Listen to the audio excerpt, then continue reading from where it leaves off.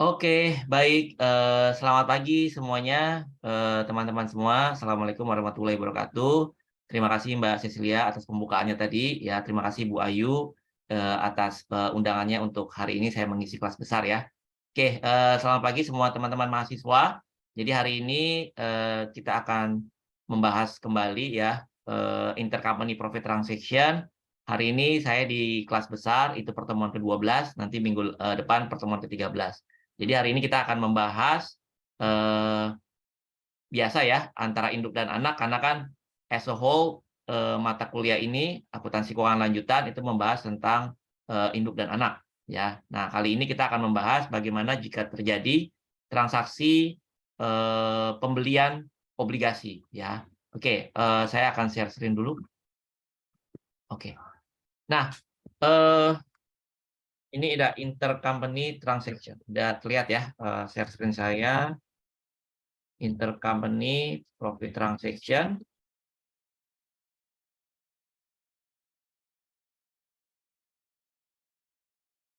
terkait dengan bond ya. Kita tahu bahwa dalam PSAK 71 ya, dalam PSAK 71 instrumen keuangan bahwa bonds itu merupakan ya salah satu contoh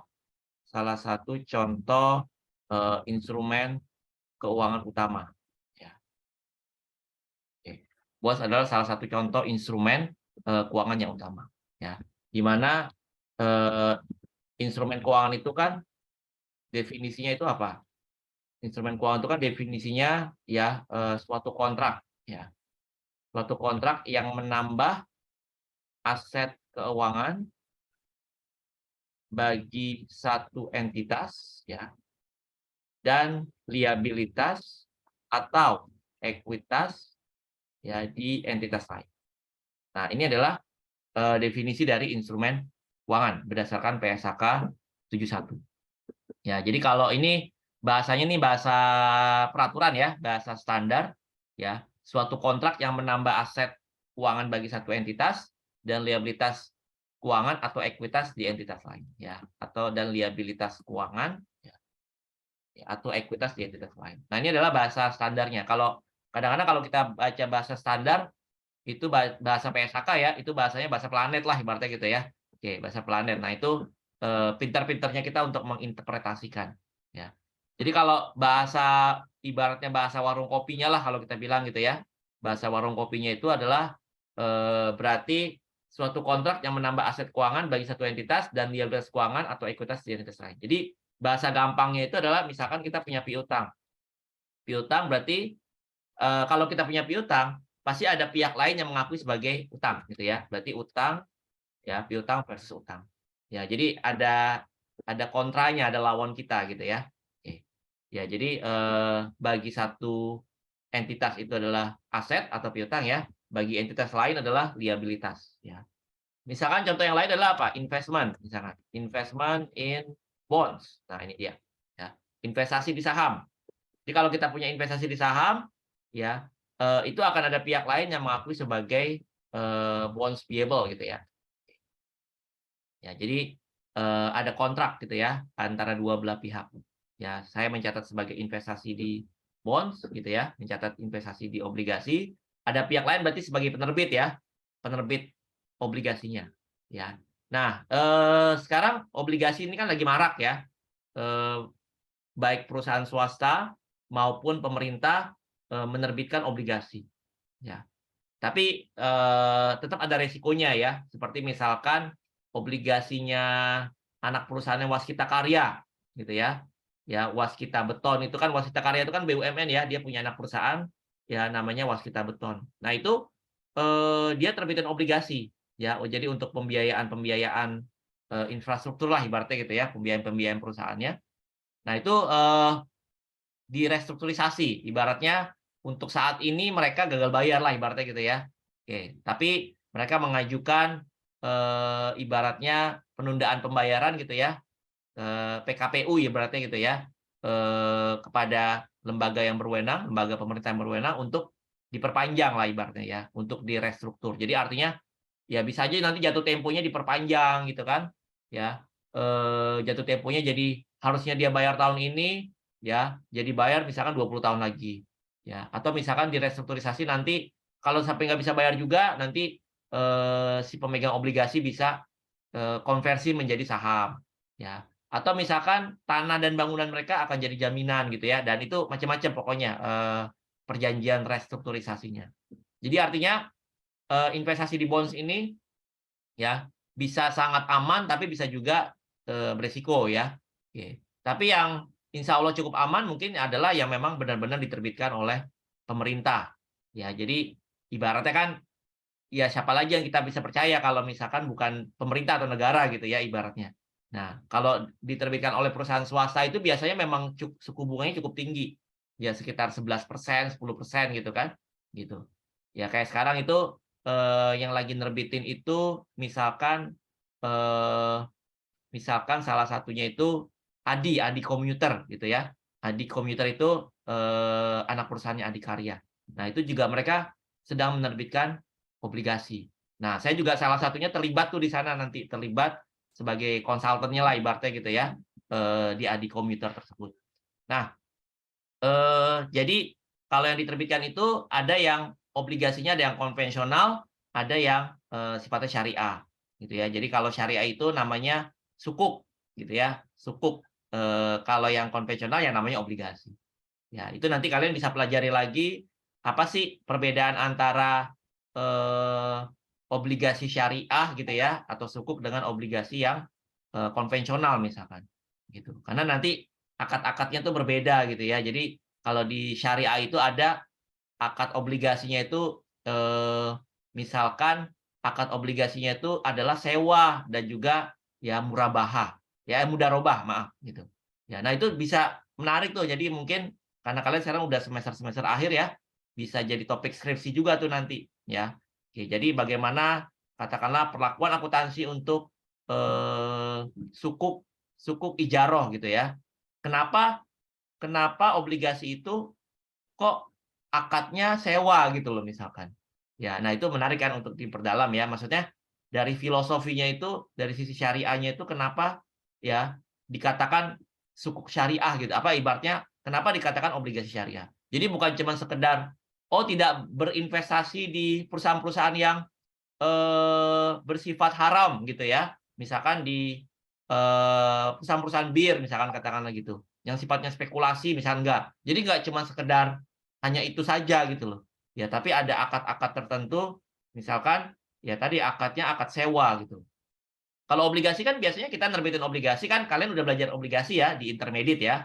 Jadi artinya pemahaman akan obligasi itu udah, nanti kita terapkan di bagaimana, jika terjadi, eee, transaksi ya, pembelian dan penjualan obligasi antar induk dan anak perusahaan, ya. Tapi menariknya di sini adalah ya, bagaimana ibaratnya obligasi itu kok bisa ada yang namanya syariah gitu loh atau suku. Ya, kenapa akadnya itu, bisa akad, sewa ibaratnya gitu kan, akad ijaroh namanya. Ya, apa perbedaannya dengan, obligasi konvensional. Padahal kan biasanya kalau obligasi ya udah terbitin, ya udah uangnya bisa dipakai buat apa aja ibaratnya gitu ya, tergantung dari, saat awal diterbitkan itu prospektusnya itu, ya obligasi itu dibuat-buat untuk apa, gitu. Nah, sama juga kayak, ini apa, obligasi pemerintah gitu ya, namanya sukuk retail. Nah, itu juga untuk membiayai, infrastruktur pemerintah. Ya, nah itu memang bunganya hanya 6%, tapi 6% itu lumayan tinggi dibandingkan, bagi hasil lah ibaratnya ya, lumayan apa, lebih tinggi daripada deposito. Deposito kan itu sekitar cuma 2%, ya. Nah, kalau obligasi pemerintah itu ya mungkin yang cukup paling aman lah ibaratnya gitu ya. Kalau kita mau, sifatnya itu kita yang tidak ingin mengambil resiko lebih tinggi gitu ya, ya kita bisa membeli obligasi atau sukuknya pemerintah gitu loh. Ya jadi, biasanya obligasi itu juga dijadikan yang pemerintah dijadikan suku bunganya itu dijadikan patokan lah ibaratnya gitu ya, patokan untuk ya hal-hal, transaksi dalam PSHK lain gitu ya, yang memang membutuhkan tingkat suku bunga ya. Oke, sekarang kita kembali lagi kepada, ya nanti antara induk dan anak. Nah, ini piutang versus utang, investment in bonds dan bonds payable. Ini berarti instrumen keuangan ya. Oke, jadi ada pihak lawannya gitu. Nah, kita tahu bahwa dalam PSAK 71 ya, ada kategori ya, kategori instrumen keuangan. Instrumen keuangan ya. Ada kategori instrumen keuangan. Ya, jadi misalnya dalam hal investasi di obligasi. Maka nanti kategorinya apa saja? Ya, ini yang udah kalian pelajari di intermediate gitu ya. Dalam PSAK 71 ya, kita mengenal ada kategori instrumen keuangan. Ya, misalnya dalam hal investasi di obligasi. Ya, yang pertama itu kita mengenal dalam PSAK 71 namanya amortized cost yang pertama ya. Amortized cost. Ya, atau biaya perolehan diamortisasi ya. Biaya perolehan diamortisasi. Oke. Ya, jadi kategorinya biaya perolehan diamortisasi. Ya. Jadi kalau AC ini ibaratnya kita beli obligasi ya, yaitu biasanya adalah akan kita pegang sampai dengan jatuh tempo gitu ya. Misalkan obligasinya itu 3 tahun. Ya udah, kita pegang dia sampai jatuh tempo sambil kita menikmati bunga gitu ya. Oke. Ya, jadi dalam PSAK 71 itu dibilang kalau amortized cost itu jika apa? Ya, dikategorikan sebagai AC ya atau amortized cost jika model bisnisnya adalah ya adalah ya. Jadi kalau kategori-kategori instrumen keuangan itu kan ada ya tergantung dari ya memenuhi definisinya enggak gitu ya. Oke. Ya. Jadi jika dikategorikan sebagai amortized cost ya, jika model bisnisnya adalah ya untuk mendapatkan ya kembali arus kas kontraktual ya. Arus kas kontraktual dalam bentuk apa? Dalam bentuk ya pokok dan bunga. Jadi ibaratnya dia tuh beli obligasi untuk apa? Dia beli obligasi itu untuk mendapatkan kembali duitnya dia gitu loh. Ya. Jadi misalkan obligasinya 3 tahun. Ya udah berarti nanti dalam 3 tahun misalkan dia beli obligasi misalkan 5 juta gitu ya. Minimal kan misalkan obligasi pemerintah itu 5 juta. Ya udah nanti dalam 3 tahun duitnya akan balik tuh 5 juta gitu ya pada saat jatuh tempo plus dia akan menikmati bagi hasilnya atau bunga. Nah, itu berarti ya udah dia memang beli obligasi itu untuk jangka panjang gitu ya. Dia enjoy dengan pendapatan bunganya setiap tahun dan nanti dia akan mendapatkan kembali nominalnya ibaratnya gitu ya. Oke, pada saat nanti jatuh tempo. Ya, sementara dana yang didapat dari penjualan obligasi oleh pemerintah ya dipakai untuk infrastruktur ibaratnya gitu kan. Nah, ini namanya AC atau biaya perolehan di amortisasi. Ya. Oke, jadi memang dia seperti ibaratnya kalau ibaratnya kita beli mobil lah ibaratnya ya. Ibarat kita beli mobil, ya mobilnya itu kita pakai gitu loh. Ya, sampai dengan masa manfaatnya habis lah ibaratnya gitu ya.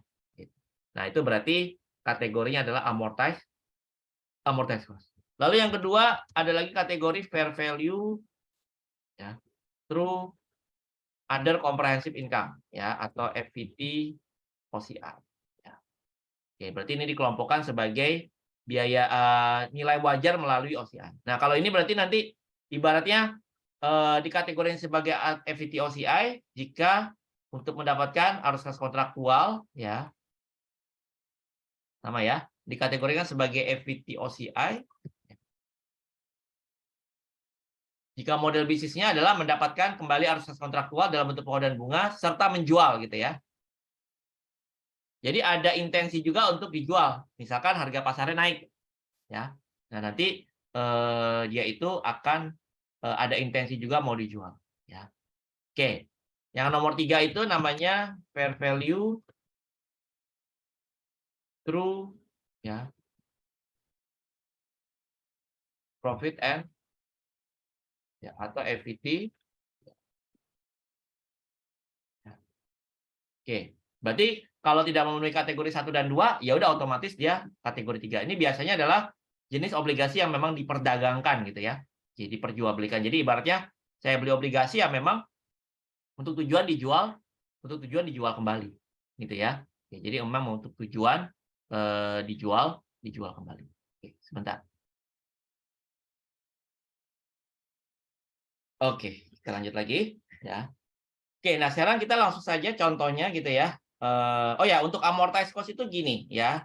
Eh, jadi nanti yang kita gunakan itu langsung yang ini ya, amortized cost. Jadi biasanya contoh-contoh dalam bonds itu ya yang digunakan adalah biasanya yang biaya perolehan diamortisasi. Ya. Jadi misalkan ini pengantar pengantar obligasinya dulu lah ibaratnya ya. Saya berikan pengantar untuk treatment obligasinya dulu sekalian refresh ya dari yang kalian udah pelajari di intermediate. Ya. Jadi misalnya ya, ya, misalkan PT PTA gitu ya. PTA membeli investasi di obligasi ya. PTA membeli investasi di obligasi ya dengan nilai nominal ya. Dengan nilai nominal katakanlah 100.000. Jangka waktu membeli obligasi ya, membeli obligasi dari ya pemerintah dengan nilai nominal ya 100.000 misalkan. Jangka waktu 3 tahun. Ya. Suku bunga kupon ya, katakanlah 8%. Suku bunga pasarnya katakanlah 7%. Ya. Suku bunga kupon 8% ya. Harga beli obligasinya sama dengan nilai wajarnya. Oke. Nah, ini adalah misalkan katakanlah 1 Januari 2022. Ya. PTA membeli obligasi dari pemerintah ya. Obligasi pemerintah dengan nilai nominal 100. Jangka waktu 3 tahun, suku bunga kupon 8% dan suku bunga pasarnya 7%. Harga beli obligasi sama dengan nilai wajar. Berarti nilai wajarnya berapa nih? Nilai wajar obligasi ya. Berarti dicari dulu ya present value dari nominal. Berarti 100.000 dikali PVIF present value interest factor ya. Karena 100.000 itu kan nanti ya, ini kan 1 Januari 2022, nanti kan pembayaran bunga misalkan penerimaan bunga tiap 31 Desember gitu ya. Penerimaan bunga setiap 31 Desember. Berarti sini 1 Januari, nanti ada lagi 31 Desember 2022, 31 Desember 2023. Ada lagi sini 31 Desember 2002. 3 tahun ya, 1 2 3 ya. Oke, nanti kan dia akan terima bunga tiap tahun berapa? Suku bunga kuponnya 8 kali 100.000. Berarti 8.000 ya. Dia akan terima bunga tiap tahun 8.000. Oke. Plus nanti di akhir tahun 3 dia akan mendapatkan kembali uangnya 100.000 ya. Oke, duitnya balik. Nah, ini kan berarti future value semua nih. Kita berada di tanggal 1 Januari sekarang ya. 1 Januari 2022. Oke, maka kan nilai masa depannya ini kan kita nilai sekarang kan ya. Oke, kita tarik ke nilai sekarang. 8.000 ya. Itu nilainya kita tarik ke nilai sekarang.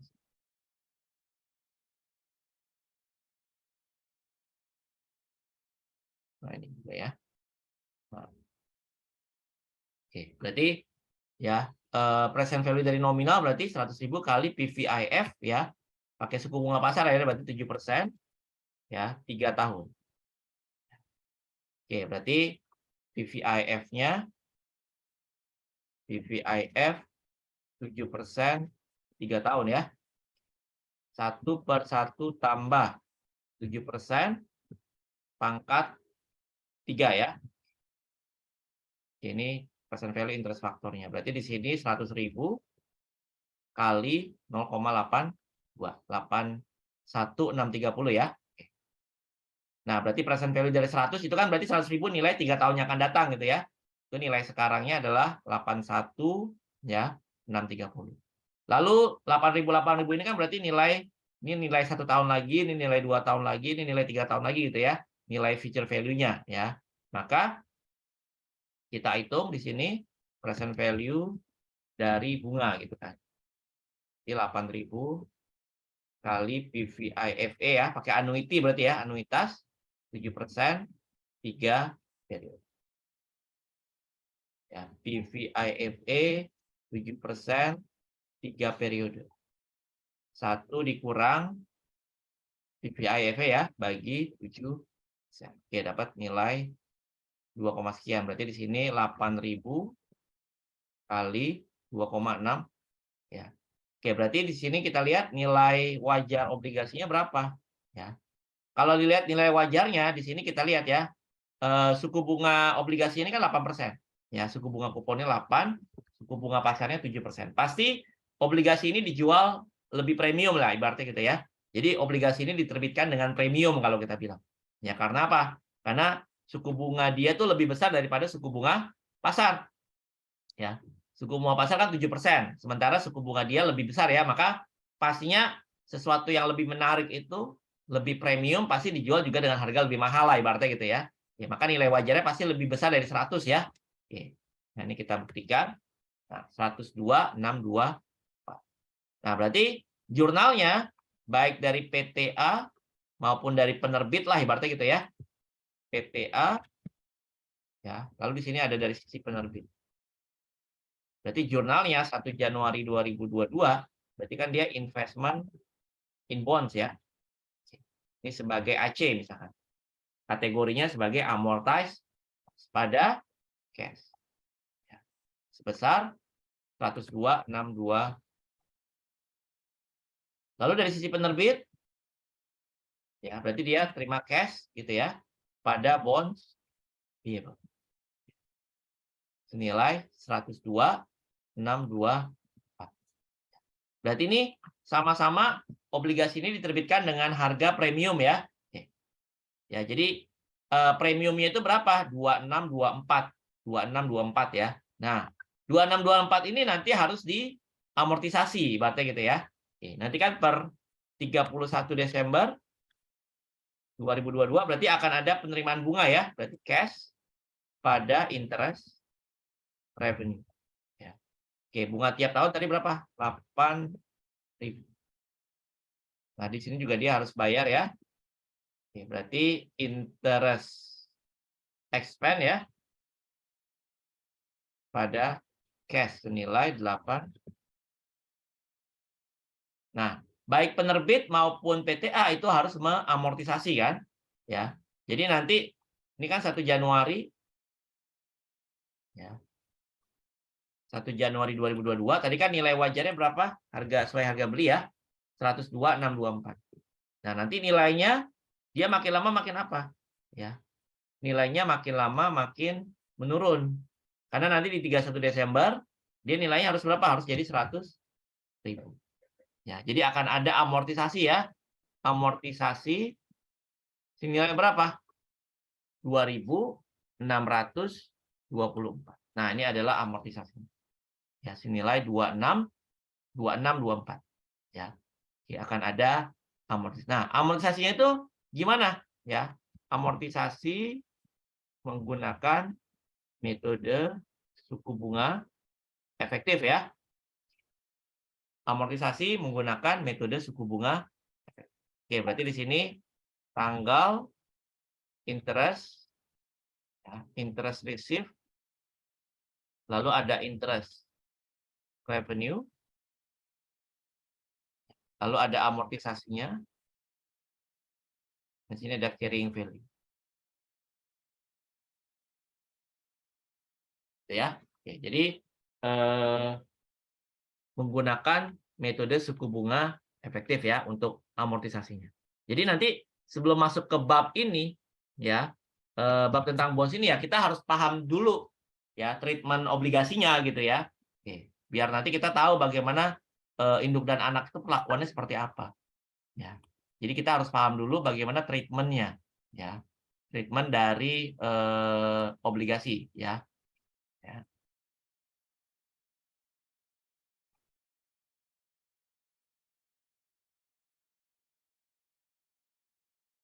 Oke, ya.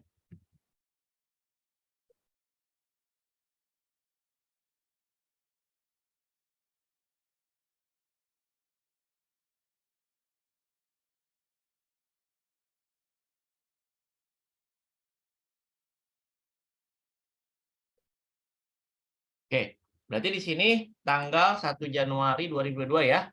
Jadi di sini dari sisi investor ya, berarti carrying value awalnya berapa tadi? 102.624 ya. Oke, nanti kan 31 Desember 2022, 31 Desember 2023, 31 Desember 2024 gitu ya. Interest receive-nya berarti kan tiap tahun berapa? 8.000 ya. Oke. Berarti di sini tadi bunganya berapa R-nya ya. R-nya kan tadi pakai suku bunga pasar ya 7%, 7%, 7% ya. Oke. Interest revenue-nya ya berarti interest revenue net kan 7% dikali nilai terbawah ya 102. Maka amortisasinya pasti selisihnya ya antara bunga yang diterima dengan interest revenue di sini. Ya, maka selisihnya 8.000 kurang 7184, maka carrying value-nya lama-lama makin berkurang ya. Karena dia diterbitkannya dengan premium. Nah, lalu di sini juga sama 7% kali 101.808. Ya. Amortisasinya selisihnya 8.000 kurang 7124. Maka di sini 101 kurang 8. Dan seterusnya ya sama ya.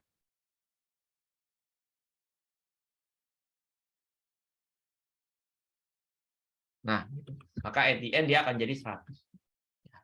Nah, berarti kan di sini amortisasi tadi berapa?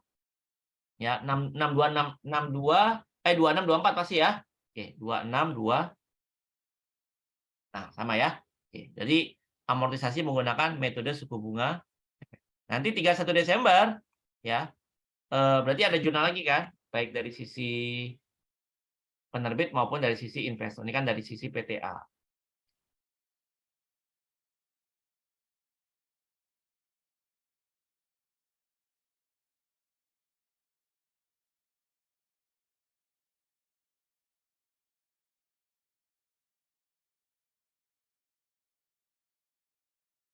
Oke, ini dari sisi penerbitnya ya.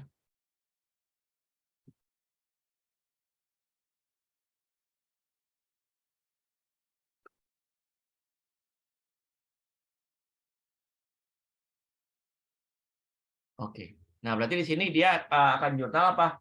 Amortisasi tahun pertama 816 ya.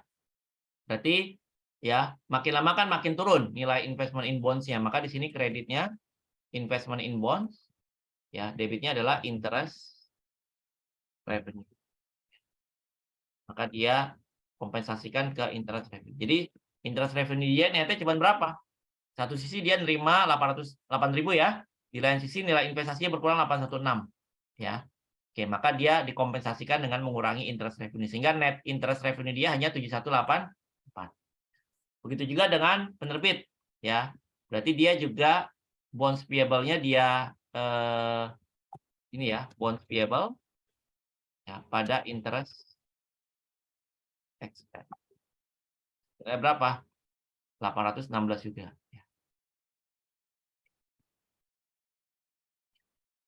Oke, nah beginilah amortisasi atau perlakuan akuntansi yang sebenarnya gitu ya untuk bonds dengan kategori ya amortized cost. Berarti ini dan seterusnya ya sama ya dan seterusnya.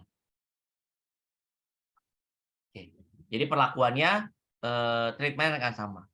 Ya, cuman nanti ya dalam hal induk dan anak dalam hal ini itu diasumsikan gitu ya metode amortisasinya pakai garis lurus, jadi buat mempercepat aja lah ibaratnya gitu ya, karena sebenarnya fokus dari intermediate ini adalah bagaimana kalau terjadi intercompany transaction di antara mereka ya, karena untuk fokus materi tentang bonds ini harusnya ada di intermediate gitu ya, jadi kita nggak nanti kita asumsikan ya, jadi dalam bab di AKL 1 ini gitu ya, oke, nanti amortisasi diasumsikan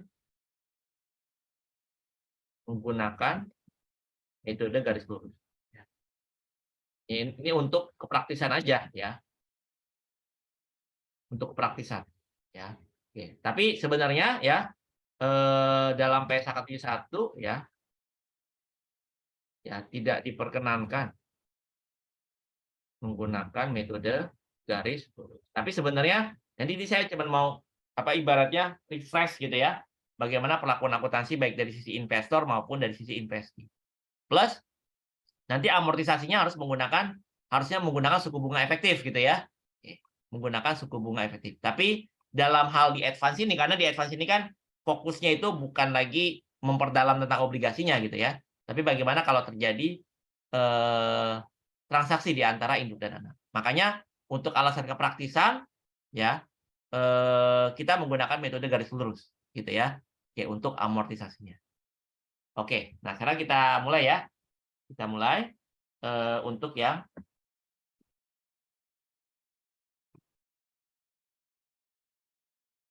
induk dan anak. Oke, sekarang contohnya ini pengantar dulu ya.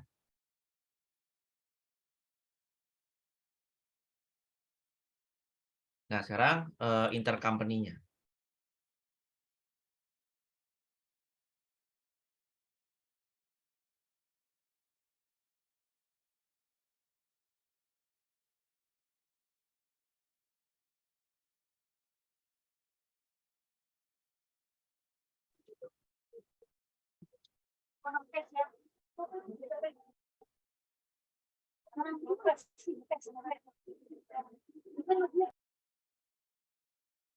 Oke. Jadi asumsikan ini kan chapter 7 ya. Chapter 7 intercompany transaction terkait dengan Oke, assume company P atau parents ya. Company P parents ya issued bonds. Ya, maaf. Company P atau parent acquired ya, misalkan 90% company S ya. Subsidiary ya. Few years ago ya. Oke. With book value senilai 9225. Oke. Jadi kita lagi nggak fokus akuisisi awal ya. Oke. Jadi company P atau parents mengakuisisi 90% S ya beberapa tahun lalu dengan nilai buku sekarang ya berarti investasinya 9225 ya. Oke, berikutnya equity of S ya. Oke. At the time of acquisition ya. Jadi modal ya atau ekuitas S pada saat diakuisisi ya ordinary share-nya 10 ordinary share-nya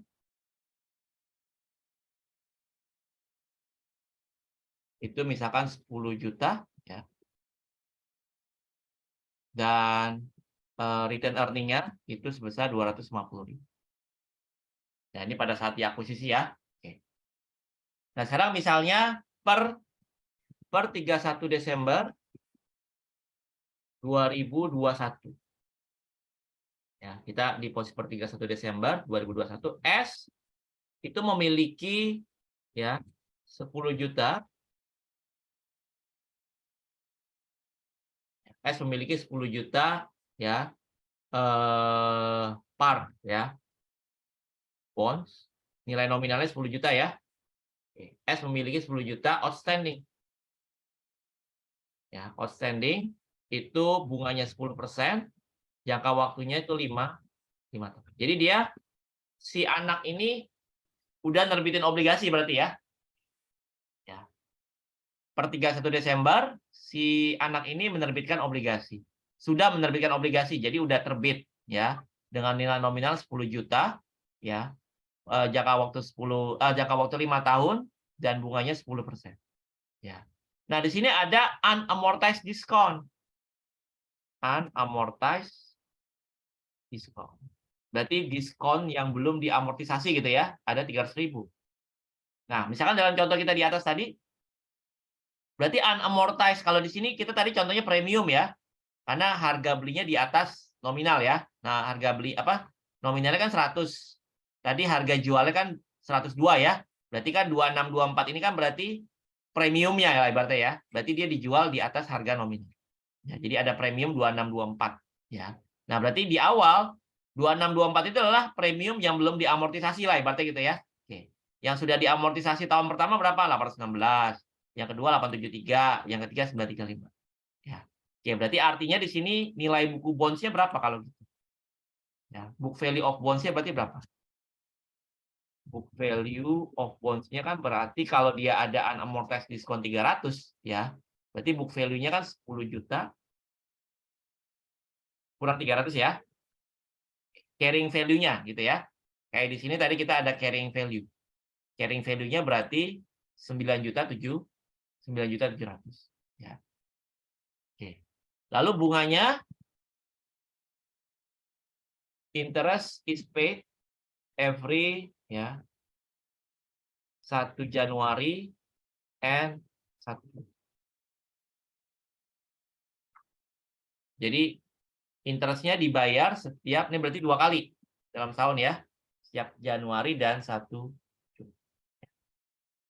Oke, berikutnya 2 Januari 2022 ya, Company P bought ya 50% as ya outstanding bond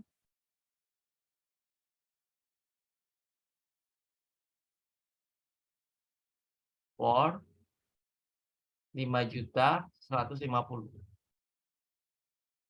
2 Januari 2022 Company P membeli 50% ya outstanding bonds dengan harga 5.150.000 ya. Oke, jadi bonds-nya si S itu kan udah terbit ya, udah terbit di luaran gitu ya.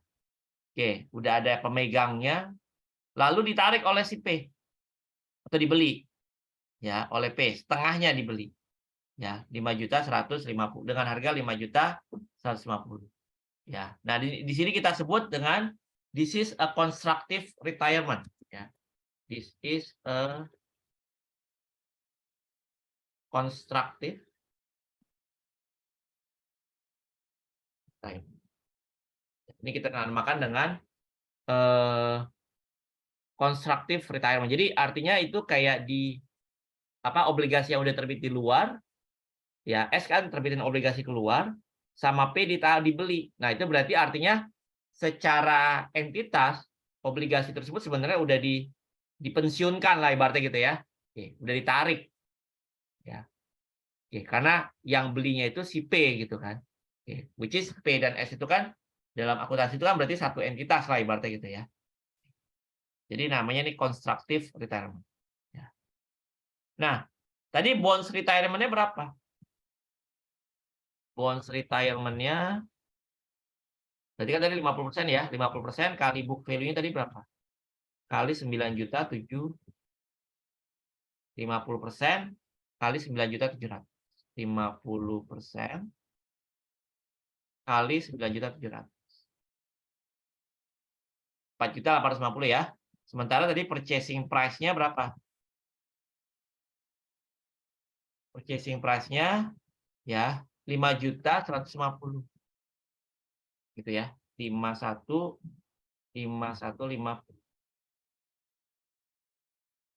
Ya. Jadi bonds retirement-nya 50% ya kali 9 juta itu.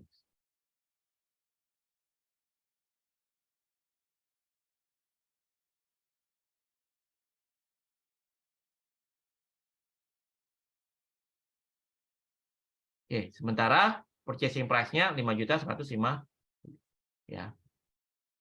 Nah, di sini kalau kita perhatikan ya, bonds retirement 4850, purchasing price 515 ya. Oke.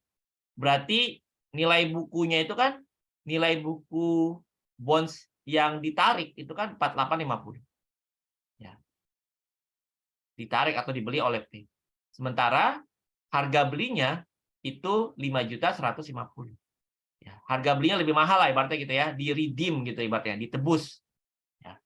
Jadi kalian bisa bayangkan ya, bayangkan berarti obligasi yang udah beredar di pasaran oleh S, yang diterbitkan oleh S itu ditebus oleh P. Which is kan P dan S itu kan satu entitas ya. Makanya ini dibilang dengan constructive retirement. Jadi ditebuslah obligasinya gitu ya. Obligasinya ditebus. Ya. Nah, berarti di sini karena harga tebusannya lebih mahal, maka kita bilang dengan loss on retirement. Jadi ada kerugian. Ya, jadi ada kerugian akibat penebusan ini. Ya, jadi ada loss ya on retirement. Loss on retirement ya 5150 kurang 485 ke 300.000. Ya. Maka di sini kita jurnal dulu ya. During 2021 ya. Selama 2022 ya. 2022 ya. Berarti di sini kita jurnal di company P seperti apa, di company S nanti seperti apa. Berarti 2 Januari 2022 ya. Maka si P akan jurnal apa? Investment in bonds ya, pada cash sama kayak tadi ya. Investment in bonds pada cash senilai 5.105.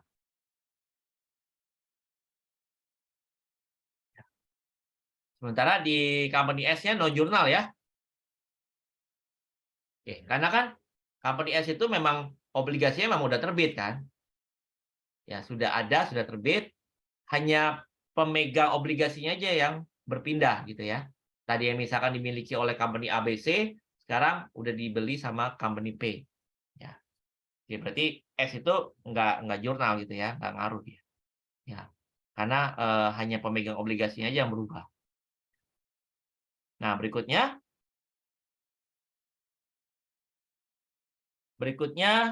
1 Juli 2022. Maka di sini tadi kan ada penerimaan bunga ya, maka P akan mencatat cash ya pada interest revenue. Cash pada interest revenue itu berarti berapa nih bunganya? Bunganya kan 10%. 10%. Berarti kita lihat kan nominalnya 10 juta ya. Berarti 10 juta kan setengahnya dibeli oleh P. Berarti 10 juta kali 10%. Ya, itu bunga keseluruhan. Berarti kalau bagi P, dia hanya punya 50% ya. Berarti 5 juta kali 10%. Ya, berarti 5 juta ya kali 10. Ya, berarti 500.000. Nah, karena ini cuman setengah tahun, maka kaliin lagi dengan 6/12. Ya. Kalikan lagi dengan 6/12. Ya, 250. Ya.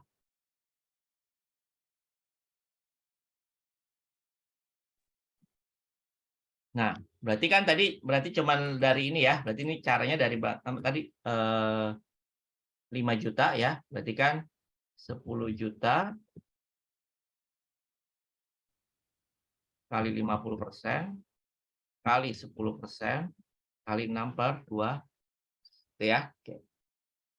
Nah, sementara di company S dia akan mencatat 1 Juli 2022 maka ya berarti dia akan bayar bunga ya. Berarti bunga yang dibayar oleh si S ya berarti full 100% kan? Berarti interest expense pada cash ya. Senilai berarti 500 kalau dia ya. Berarti 10 juta kali 10% kali 6/2. Karena si S itu tetap bayarnya full gitu kan. Oke. Berarti 10 juta kali 10% kali 6/2. 500. Oke. Kita lanjut. Nah, sekarang kita akan mengamortisasi ya. Oke, berarti bagi si P ya. Di sini unamortized-nya berarti kalau dia ini kalau bagi si P kan tadi nilai nominalnya dari obligasi ini 5 juta berarti ya. Oke. Tapi dia beli dengan harga 5.150.000. Ya, maka ada unamortized. Jadi di sini ada premium ya. Unamortized premium ya. Berarti kan 150.000 ya. Oke. 5.150.000 dikurangi 5 juta. Oke, berarti 150 ya. Oke, nanti ini akan diamortisasi gitu ya. Nah, kita tadi biar untuk simplicity-nya itu ya, untuk kepraktisan ya, simplified-nya kita pakai garis lurus saja gitu ya. Berarti amortization of premium ya. Berarti berapa nih? Pakai straight line aja ya. Pakai garis lurus. Pakai straight line berarti 150.000 dibagi berapa tahun lagi di sini 5 ya. Dibagi 5 dikali lagi 6/12 ya. Oke, berarti jurnalnya ya adalah apa? Kalau misalkan amortisasi premium kayak tadi ya. Kalau yang sebelum ini kan juga amortisasi premium ya. Oke. Berarti interest revenue ya. Oke. Pada investment in bond. Berarti makin lama makin berkurang. Sebesar berapa? Berarti 150.000 ya.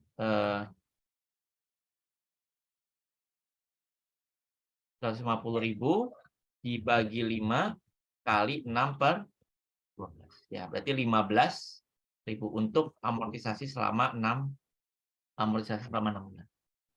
Ya. Paham ya?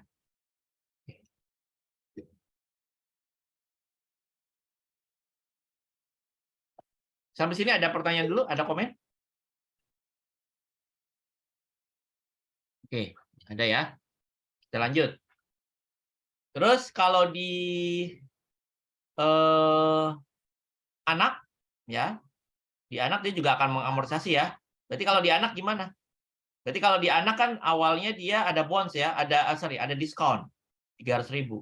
Berarti bagi si anak, ya, berarti dia akan jurnal apa? 1 Juli ini, ya. Berarti dia akan catat interest expense, ya. Berarti amortisasinya berapa? Amortization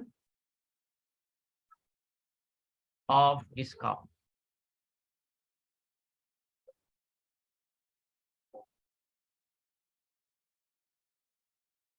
Ya, berarti berapa?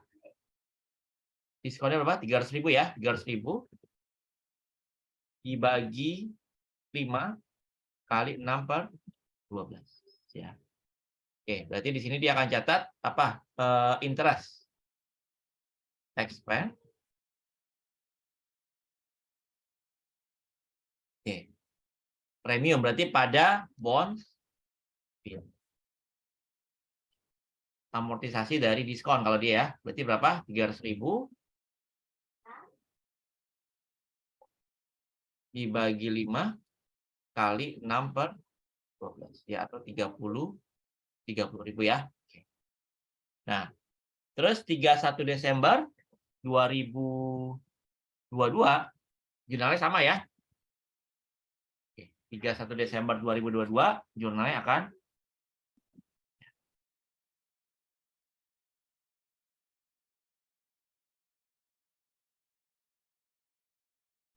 oke. Berarti sama ya, dia akan terima oh ya, ini kan bunganya diterima 1 Januari dan 31 Desember ya. 1 Januari dan 1 Juli, maaf. Ya, maka di sini akan accrue ya dia ya. Akan bikin accrual-nya, maka di sini interest receivable ya. Atas bunga yang dia akan terima di Januari ya, pada interest revenue. Ya, interest receivable pada interest revenue. Nilainya sama ya. Berarti sebesar ya tadi ini berapa? 205 berapa tadi bunganya? Ini ya. 10 juta kali 50% kali 10% ya, kali 6/12. Berarti 250.000 ya. Ini juga sama, berarti interest expense pada interest payable, ya. Pada interest payable, ya. Nggak berapa? 5. Kalau dia kan full ya. Oke. Terus akan ada amortisasi lagi, ya, sama. Berarti interest revenue pada investment in bond, sama interest expense pada bonds payable, ya. Untuk amortisasi dari premium dan diskon. Interest revenue pada investment in bonds, ya, 15. Interest expense pada bonds payable senilai 30.000. Nah, ini adalah jurnal di induk dan anak. Ya, ini memang agak cukup kompleks ya. Oke. Ya, karena kalau tadi kan kayak apple to apple ya, nilainya sama. Tapi kalau ini nilainya hanya 50% ya. Yang dimiliki oleh P, sementara si S tetap 100% ya. Nah, sekarang kita lihat bagaimana konsolidasinya. Nah, kertas kerja konsolidasi di akhir tahun 2022. Di consolidation worksheet.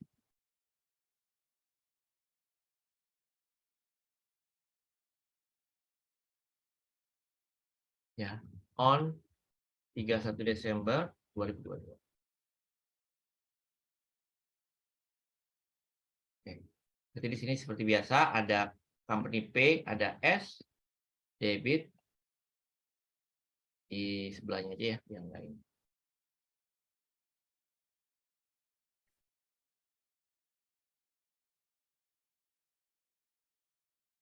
Oke, consolidation worksheet 31 Desember 2020.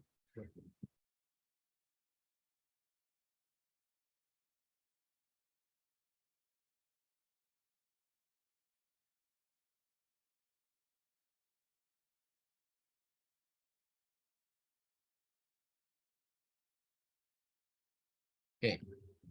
Biasa ada P, S, debit, kredit, kontrol.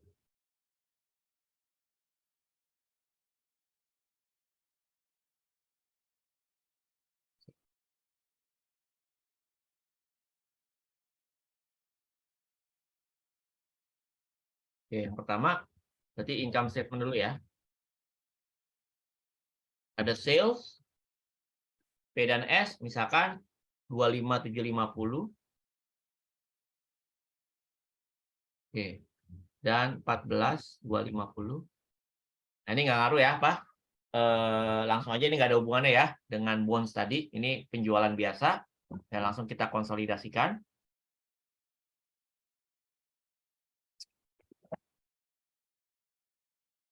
25 plus 14.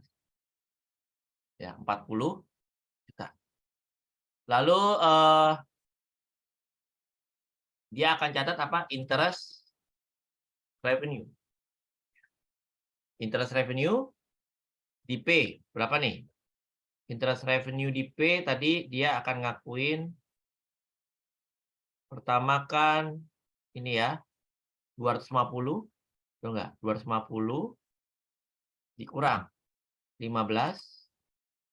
ditambah 2,5 dikurang 15 ya. 470.000 ini 0 ya. Nah, ini interest revenue dapat dari mana? Interest revenue dapatnya kan dari S tadi kan? Oke. Nah, which is mereka kan satu entitas, maka ini harus dieliminasi kan? Oke. Interest revenue. Pasti nanti lawannya apa?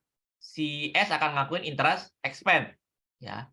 Interest revenue, ya, lawannya interest expense. Nah, ini berarti nanti akan kita eliminasi pasti ya. Karena kan ini interest revenue-nya berasal dari transaksi ya yang terkait dengan S, ya, intercompany. Maka kita harus eliminasi ya. Terus revenue itu ada jadi kredit, maka kita eliminasi, kita taruh di debit. Tadi konsolnya 470 kurang 47. 0. Lalu expenses and COGS. Nah, ini ya beban-beban lain lah gitu ya. Dan juga COGS 21 misalkan 679. Lalu di S itu 12.440. Oke. Nah, ini nggak ada masalah, tinggal kita kontrol aja. 21 tambah 12. Ya, 34, 109. Nah, baru setelahnya ada interest. Interest expense. Di P nggak ada ya. Nah, tadi di S, total interest expense-nya berapa?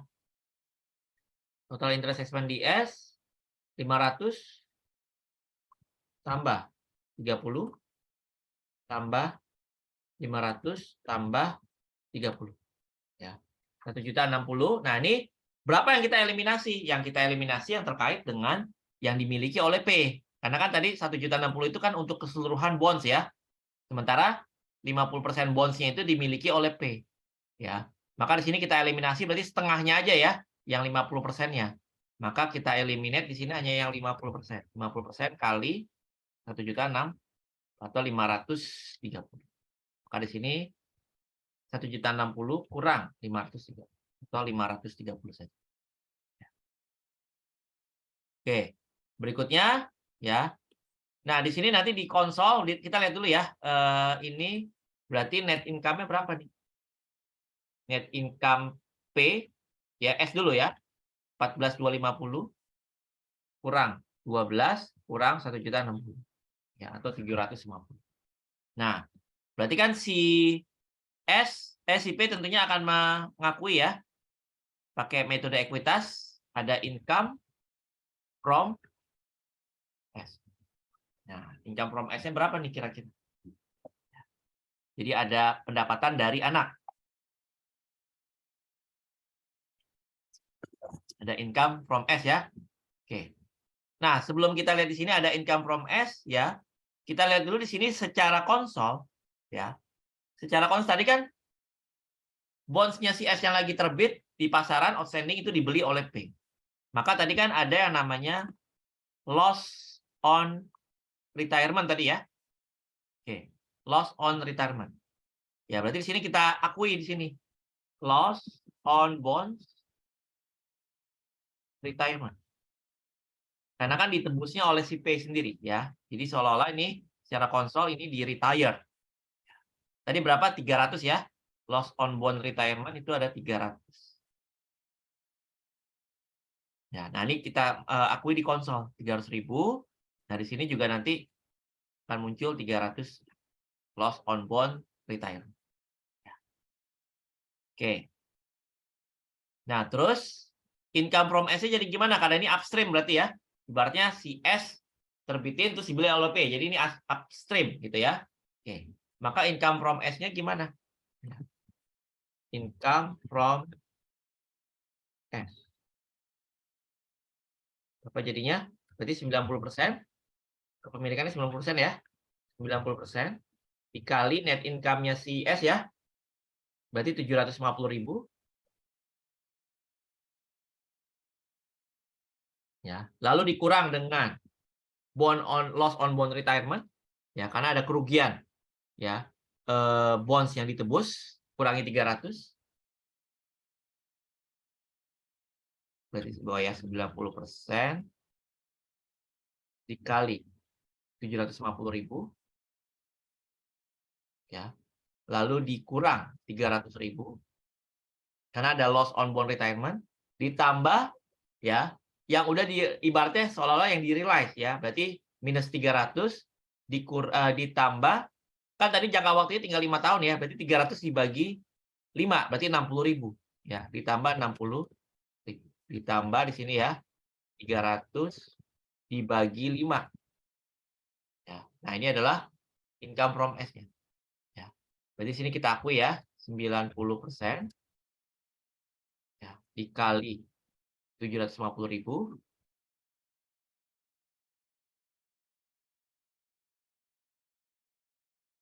dikurang 300.000 tambah 300.000 bagi 5 berarti 60.000 ya.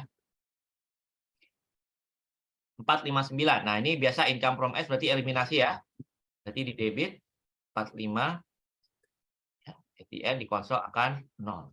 459 kurang 45 0 ya.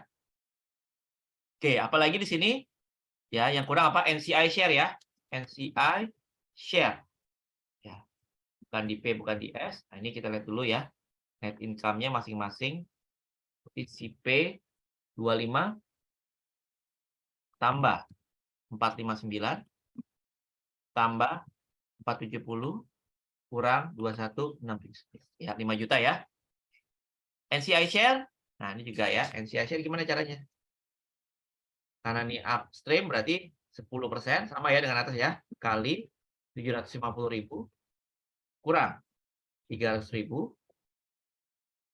ya. Ditambah 300.000 bagi 5. Berarti ini seolah yang sudah di-realize ya.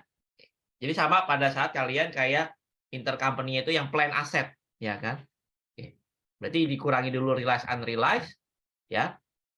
Ditambah dengan yang udah realize ya, di mana itu tergantung dari masa manfaat aset. Kalau ini tergantung dari jangka waktu obligasinya ya.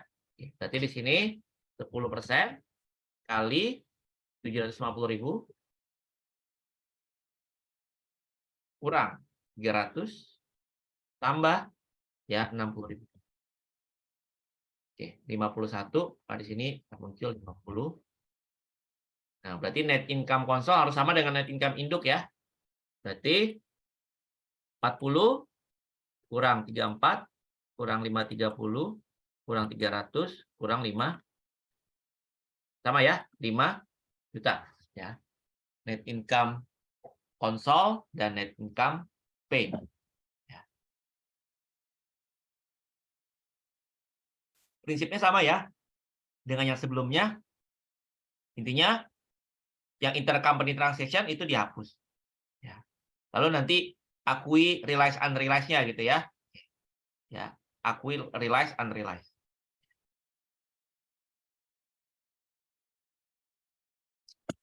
Kita lanjut.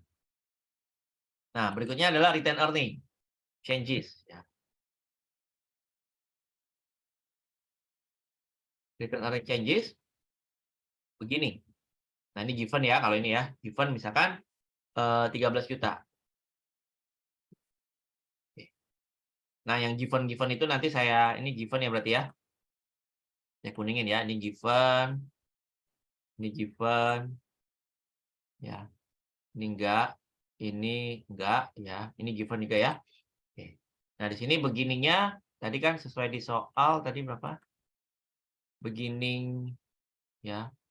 Oh, RE di sini begini juga given ya. Jadi kan tadi ini kan diperoleh saat gitu ya. Kita nggak tahu kan ya dari dia awal di akuisisi sampai sekarang tuh return earning ke bawahnya berapa. Nah, ini juga given ya. 1.250. Ya, 1.250. Nah, ini juga berarti eliminasi yang mana? Eliminasi yang 1.250 ya. Nah, di sini hanya 13. Nah, ini juga given ya. Oke, lalu ditambah dengan net income. Net income ambil dari atas ya. 5 juta dan 7,5. Ini juga ambil dari atas berapa? 5 ya.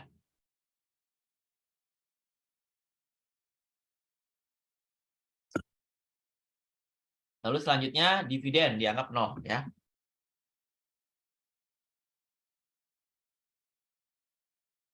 Dividen 0. Ya, kita akan dapat return earning ending.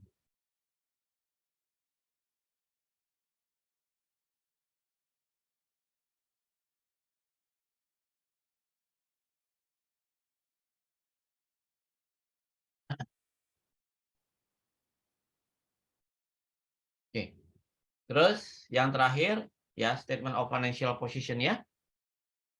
SOFP ya. Di sini ada other asset, ini juga given ya, other asset. Ya, other asset misalkan 34046, 34046 ya dan 25. Oke, ini given. 34 tambah 20 ya. Oke. Lalu nah di sini ada interest receivable. Ada piutang bunga. Piutang bunga, nah ini nggak given ya. Piutang bunga tadi si P ngakuin berapa? piutang bunga, si P mengakui 250 ya. Nah, ini kan piutang bunganya ke siapa? Piutang bunganya ke anak, berarti kan? Berarti dieliminasi seperti biasa ya. 250.000. Maka di sini 0. Ya, 2,5 kurang.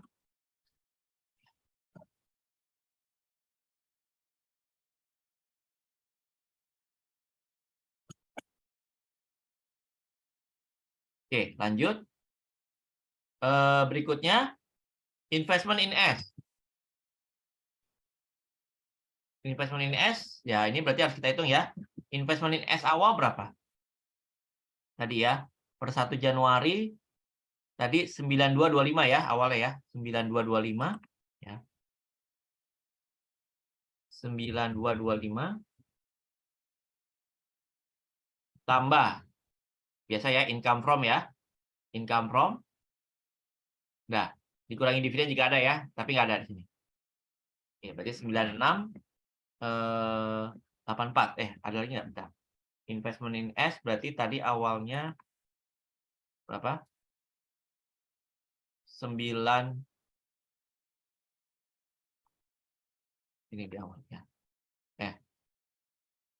9225. 9225 ya. Ditambah dengan income from ya, dikurangi dividen jika ada.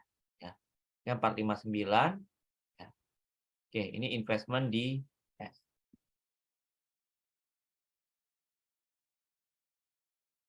Oke, sebentar ya. Ini company P acquired 90% S few years ago with book value equity of acquisition 10 dan 250 ya. Oke, berarti sekarang investmentnya berapa tuh?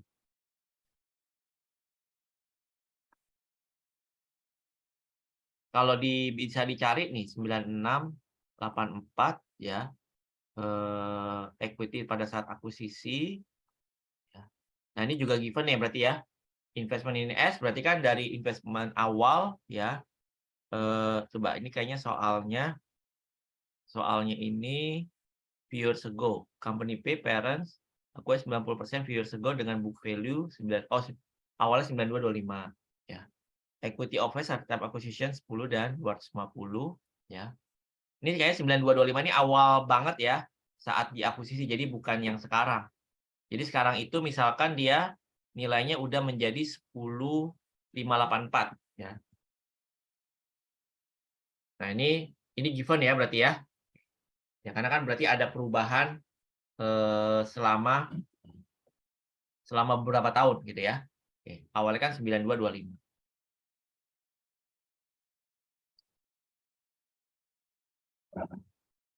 Oke, ini 0. Maka ini dieliminasi ya. Eliminasi 10.584 ya. Kan biasanya kan secara teknik konsolidasi kalian pasti udah tahu ya, investment awal tambah income from dikurangi dividen ya kalau ada. Nah, ini bukan menjadi fokus kita lagi sebenarnya. Fokus kita itu adalah di bonds-nya ya.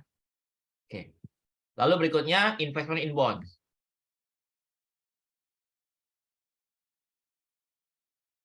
Oke, berarti berapa nih investment in bonds? Ini ya, tadi awalnya 5150 kurang 15 kurang 15 ya. 512. Nah, ini juga berarti ini adalah investasi di bonds di mana bonds-nya itu which is yang ngeluarin anak. Berarti dieliminasi ya. 512 maka di sini 0, 5120 kurang 512. Oke, berarti total aset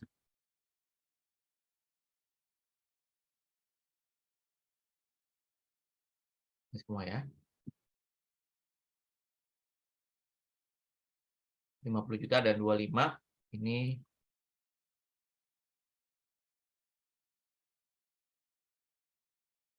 oke. Berikutnya ya, liabilitas dan ekuitas ya. Other liability misalkan. Itu misalkan di sini 12 juta.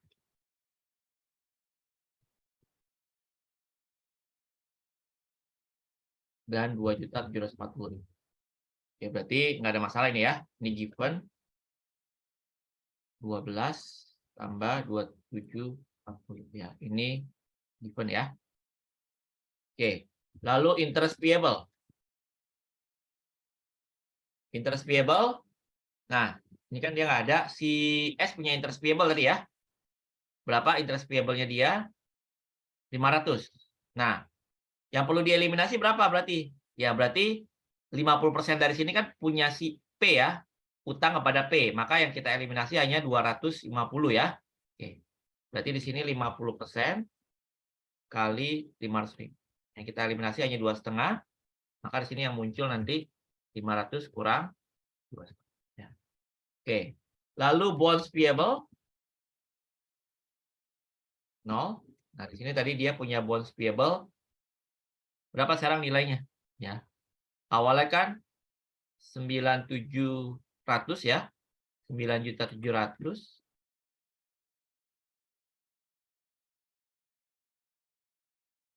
ditambah tadi kan diamortisasi ya. Kalau di diskon kan makin lama makin naik nilainya. Ya. Ditambah 30 ditambah 30. Ya, sekarang 976. Nah, ini juga akan dieliminasi. Eliminasi berarti berapa? Yang 50% karena 9760 itu 50%-nya dimiliki oleh P, ya. Maka 50% kali 976 ya, 4880, maka di sini yang muncul hanya yang dimiliki oleh pihak lain. Ya. Oke, lalu common stock juga given ya. Common stock misalkan 20 juta dan 10 juta. Jadi angkanya gitu. Maka kita eliminasi biasanya yang 10 ya. Oke, maka di sini muncul yang hanya punya 20 juta ya. Nah, lalu ada NCI dan total liabilities plus equity.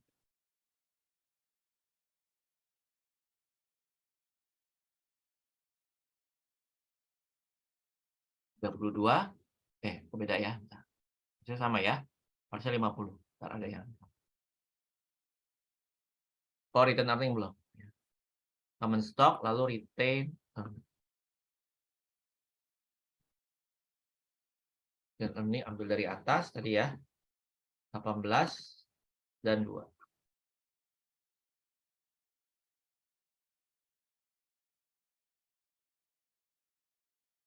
Oke. Nah, sekarang kita hitung NCI-nya berapa nih? Ya. Berarti NCI-nya kan tadi 10% ya. Berarti bisa langsung dari 10% dikali total ekuitas ya. Dikali ya 10 tambah 2 ya. Atau 1.200.000 plus tadi ada apa? Ya.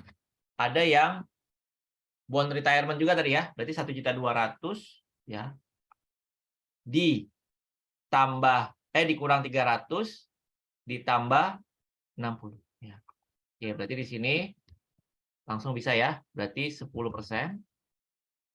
dikali 10 tambah 2 ya. Dikurang 300.000 tambah 60.000 tadi ya. 117. Oke. Berarti di sini RE ambil dari atas tadi ya. 18. Maka di sini total liability plus equity harus sama ya. Harus 5904. Oke. Betul ya. Jadi juga harus sama debit dan kredit.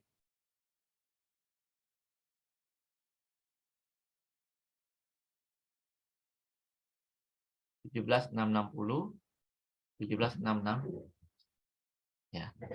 Oke. Nah, sampai sini ada pertanyaan dulu nggak? Jadi kan ini ibaratnya obligasi yang memang kepemilikan sahamnya ya, investasinya memang udah terjadi beberapa tahun lalu. Itu kan bukan fokus kita lagi ya. Yang kita fokuskan adalah sekarang bagaimana treatment bonds payable-nya ya, dan investment in bonds ya. Ini juga NCI juga cari dengan cara praktis ya. Langsung aja 10% dikali dengan equity-nya si anak ya. Lalu dikurangi tadi ya, ada loss yang belum direalisasi ditambah yang udah di-realize ya. Dikurang 300 ditambah dengan yang sudah di-realize. Oke, jadi yang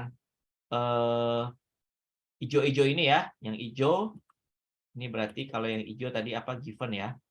Yang hijau ini berarti angkanya gitu. Yang lainnya berarti tetap harus dicari. Silakan jika ada pertanyaan. Oke, kalau tidak kita akan masuk ke latihan soal dulu ya. Tapi sebelumnya bisa difoto dulu nih soal-soalnya.